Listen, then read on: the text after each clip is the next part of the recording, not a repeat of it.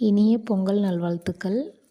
இன்றைக்கி காப்புக்கட்டு அன்னைக்கு அவரைக்காய் குழம்பு வைக்கணுங்க. எங்கள் அப்பா வந்து சொல்லுவார், அந்த காலத்தில் அவரைக்காய் வாங்கிறதுக்கு ஆணையை விற்றுட்டு அவரைக்காய் வாங்கி குழம்பு வச்சாங்களாம்.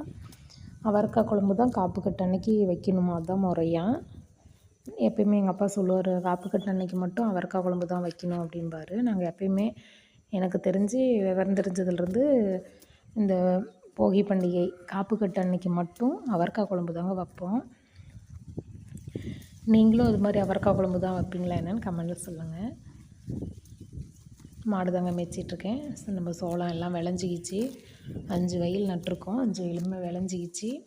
எல்லாம் இதுக்கு பொங்கல் முடியட்டுன்னு வெயிட் பண்ணிகிட்ருக்குறோம். ஏன்னா வேலையை ஆரம்பித்தா எப்படியும் ஒரு மாதம் ஆகும் எல்லாம் வெட்டி போட்டு உடைக்கிறதுக்கு. சரி, நம்ம பொங்கல் முடிச்சு வெட்டி ஆரம்பிச்சுக்கலாம் அப்படின்ட்டு வெயிட் பண்ணிகிட்ருக்கோம். ஓகே, பாய்.